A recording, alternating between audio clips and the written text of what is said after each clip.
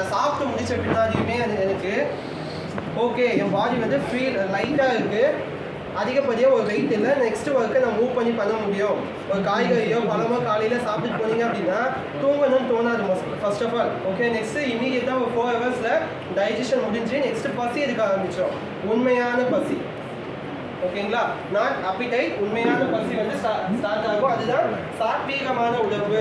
இந்த சாத்வீகமான உடம்பு தான் மனோமய கோஷாவை ஃபஸ்ட்டு இனிஷியேட் பண்ணும். ஓகேங்களா, நெக்ஸ்ட்டு ராஜசீக உணவு. ராஜசீக உணவு நல்லா ஸ்பைஸியாக, நல்லா நாக்குக்கு சுவையாக. நம்ம இப்போல்லாம் அதிகமாக ராஜசீக உணவு தான் இருக்கிறோம். இது எடுக்கும் போது என்ன ஆகுதுன்னா நம்மளுடைய பித்தம் அதிகமாகும், நம்மளுடைய ஒவ்வொரு உறுப்புகளும் சமநிலையில் இல்லாமல் சில உறுப்புகள் அதிகமாக வேலை செய்யும், சில உறுப்புகள் கம்மியாக வேலை செய்யும். ஓகேங்களா, இது மொபைல் பார்க்கறதுனால அதிகப்படியான வந்து எது சாப்பிட்றதுனால மட்டும் ராஜசீகம் வராது. ஓகேங்களா, அதிகப்படியான ப்ளஷர் எதுலெல்லாம் இருக்கும். ஃபார் எக்ஸாம்பிள் நான் ட்ரேடிங் பண்ணால் எனக்கு ப்ளஷர் இருக்குது.